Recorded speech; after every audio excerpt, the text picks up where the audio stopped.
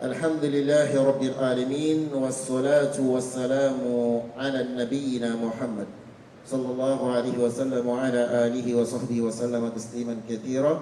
Chers frères et sœurs jeûneurs, veuillez répéter avec moi Alhamdulillah. Pour celui qui sait qu'Allah lui a fait quelque chose cette année, qu'il répète Alhamdulillah. Encore une troisième fois, Alhamdulillah Rabbil Alamin. Pourquoi cela? Parce qu'Allah subhanahu wa ta'ala nous a permis d'être encore là cette nuit. Il y a de cela un an que nous nous sommes rencontrés ici et certains sont déjà partis. Certains sont déjà sous terre. Mais pourtant, nous sommes là. On n'est pas le cousin d'Allah, ni ses beaux-frères, ni ses... Non. Mais il a voulu nous laisser afin que nous corrigions, n'est-ce pas, nos méfaits, nos fautes, nos erreurs. Ce qui est sûr, notre heure va sonner un jour. Alors, le comité de gestion de la mosquée Oumi Wassila, je viens à moi pour vous souhaiter les bienvenus dans votre mosquée Oumi Wassila, que moi je nomme la mosquée Madina du Bénin. Alors, on vous dit, soyez les bienvenus et qu'Allah exalté soit-il, exauce nos voeux, tous nos souhaits, nos efforts religieux, qu'Allah subhanahu wa ta'ala les accepte, que cela ne soit pas en vain. Alors, ce soir, nous allons juste décortiquer un hadith du prophète sallallahu alayhi wa sallam qui nous dit Man soma Ramadana wa qamahu imanan wa ihtisaban ghufira lahu ma taqaddama min dhanbi. Ce hadith, beaucoup le lisent, mais ils ne méditent pas là-dessus. Il y a un point essentiel dans ce hadith que nous devons retenir. Le prophète a dit, celui qui jeûne le mois de Ramadan et qui se lève la nuit pour prier, imanan, c'est ça le problème, avec la foi. Est-ce tous ceux qui jeûnent ont la foi en Allah? Est-ce que tous ceux qui jeûnent ont la foi en Allah? Tous ceux qui se lèvent la nuit pour prier, est-ce que tous ceux-là ont la croyance en Allah? C'est la question qu'on doit se poser.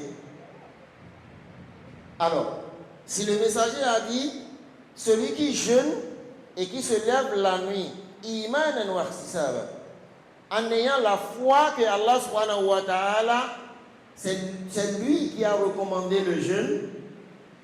Et lorsqu'on se lève la nuit, comme nous venons de le faire, toujours dans la foi que c'est Allah qui l'a recommandé et nous devons l'exécuter. Et tout en espérant qu'une fois que nous avons la foi en Allah et que nous exécutons ces recommandations, nous espérons une énorme récompense de sa part, non seulement dans la vie d'ici-bas, mais dans le monde futur. Allah dit, le prophète a dit qu'Allah va lui pardonner ses péchés. Avant de mériter le pardon, il faut d'abord croire en Allah. C'est ce que je veux que nous comprenions. Il faut d'abord croire en Allah et savoir que sans la croyance en Allah, rien ne peut se faire. Il y en a qui jeûnent. Mais quand tu lui demandes pourquoi tu jeûnes, il dit bon, comme tout le monde fait, moi-même je fais. Non. Tu dois savoir que c'est une recommandation de la part de ton Créateur. Puisqu'Allah subhanahu wa ta'ala a dit jeûnez. Tu vas obéir à ça et tu jeûnes. Et il dit فَإِنَّهُ لِي وَأَنَا أَجْزِي بِهِ. Le jeûne ne t'appartient pas. Toi, tu te lèves à l'aube, tu prends ton sahour et tu respectes les principes jusqu'à 19h02. Et ce jeûne-là, cette abstinence appartient à Allah. C'est lui qui va nous récompenser. Et ces récompenses, nous ne les verrons pas dans ce bas monde. C'est là-bas qu'on va nous montrer notre bulletin de note que voilà le nombre d'années que tu as jeûné, voilà ce que moi, Allah, j'ai accepté, voilà ce que je n'ai pas accepté. Qu'Allah accepte tous nos efforts dans son sentier. Chers frères et sœurs en islam, moi je suis très content à ce qu'on se retrouve encore, quand bien même il y en a qui ne sont plus parmi nous.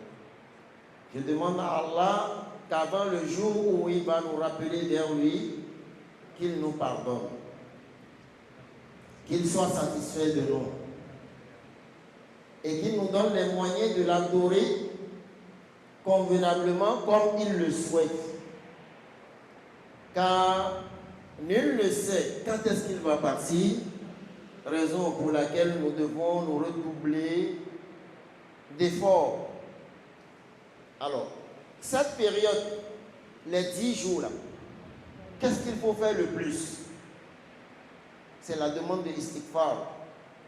Car Aïcha radiallahu ta'ala anha a demandé à son mari, le prophète de l'islam, et quelle est la prière que je peux faire durant cette période de tahajjud? Le messager d'Allah, paix et salut d'Allah, lui a dit de dire Allahumma innaka afuun tuhibbul afwa fa'fu anna. Oh Allah, tu es le pardon, tu aimes le pardon et pardonne-nous. Vous voyez ces trois mots-là? Oh Allah, tu es le pardon, tu aimes le pardon, pardonne-moi ou pardonne-nous. C'est ce que chacun de nous doit dire. Le pardon est la clé de tous les bonheurs du monde et de l'au-delà. Si quelqu'un recherche la clé du paradis, il n'a qu'à se coller à la demande du pardon. Il l'aura. Parce que le prophète Nuh, quand il a dit à son peuple, il dit وَقُلْتُ اسْتَغْفِرُوا رَبَّكُمْ إِنَّهُ كَانَ غَفَّارًا يُرْسِلِ السَّمَاءَ عَلَيْكُمْ مِدْرَارًا وَيُمْدِدْكُمْ بِأَمْوَالٍ وَبَنِينَ وَيَجْعَلْ لَكُمْ جَنَّاتٍ وَيَجْعَلْ لَكُمْ أَنْهَارًا. 5 choses qu'Allah va faire pour celui qui demande régulièrement le pardon. Donc nous devons nous donner à Astaghfirullah. C'est la plus petite formule, Astaghfirullah. Si tu veux être encore plus long, Astaghfirullah al-Azim. Tu veux aller encore un peu plus long, Astaghfirullah al-Azim alladhi la ilaha illa huwa al-hayyul qayyum wa atubu ilayh. Ou bien Astaghfirullah wa atubu ilayh. Maintenant, toi, tu vois que tout ça là, tu ne veux pas, tu veux le fort. Tu dois aller vers Sayyidul Istighfar. Allahumma anta rabbi la ilaha illa anta khalaqtani wa ana abduk wa ana ala ahdik. Jusqu'à la fin. Quand tu le répètes sincèrement, Allah va te pardonner. Allah dit, Allah nous a donné, pour finir, il nous a donné 2 garanties. Il dit, وَمَا كَانَ اللَّهُ لِيُعَذِّبَهُمْ وَأَنْتَ فِيهِمْ وَمَا كَانَ اللَّهُ مُعَذِّبَهُمْ وَهُمْ يَسْتَغْفِرُونَ. Allah a fait honneur à son prophète Muhammad sallallahu alayhi wa sallam. Allah n'est pas prêt à les punir tant que toi, Muhammad, tu es parmi eux. Premier honneur. Le prophète est décédé, mais il demeure toujours parmi nous parce que nous lisons toujours ses paroles, nous respectons ses prescriptions. وَمَا كَانَ اللَّهُ مُعَذِّبَهُمْ وَهُمْ يَسْتَغْفِرُونَ. Allah dit, tant qu'ils demanderont Astaghfirullah al-Azim, moi Allah je ne vais pas les punir. Regardez, la communauté de l'islam est la meilleure communauté sur terre qui bénéficie du salut d'Allah à partir de ce bas monde jusqu'à l'au-delà. Alors, si nous avons le courage de le dire, c'est parce que le Coran nous l'a expliqué. Que tant que nous allons pécher et nous allons demander Astaghfirullah, Allah va nous pardonner. Et le messager sallallahu alayhi wa sallam a dit اتق الله حيثما كنت وأتبع السيئة الحسنة تمحها وخالق الناس بخلق حسن. Le prophète dit, crains Allah n'importe où tu es. Lorsque tu es seul, rappelle-toi du Seigneur qui t'a créé, qu'il te voit. Lorsque tu quittes le Bénin, tu vas en France, tu vas dans n'importe quel pays, sache qu'Allah est là-bas. Il est déjà là-bas avant ton arrivée. Il ne faut pas dire non, je ne suis plus à Papa, je ne suis plus au Bénin, personne ne me voit, je peux faire ce que je veux. C'est faux. Allah te voit. Alors il dit, wa atbi' sayyi'ata al-hasanata tamhuha. Et à chaque fois que tu constates que tu as fait un mal ou bien une mauvaise action, le prophète dit, fais suivre dans les minutes qui suivent en même temps une bonne action. Cette bonne action va effacer la mauvaise. Allahu Akbar. Muhammad Rasulullah. Alors, il dit pour finir, wa khaliqin nasa bi khuluqin hasanin. Comporte-toi avec les gens de la plus belle manière, de la manière dont l'islam va les appeler sans que tu ne parles pas. À travers tes comportements vis-à-vis des gens, ils viendront à l'islam d'eux-mêmes sans que tu ne prêches, sans que tu ne leur dises venez, mais tout simplement parce que tu as été correct envers eux, dans ton entreprise, dans ta société, dans le milieu où tu vis, ou dans ton ministère, même quand tu es au palais de la République, tu dois être correct envers les gens. Et les gens vont se dire, mais le monsieur là, il est un bon musulman, hein? Ah, moi-même, je dois faire l'islam. C'est comme ça.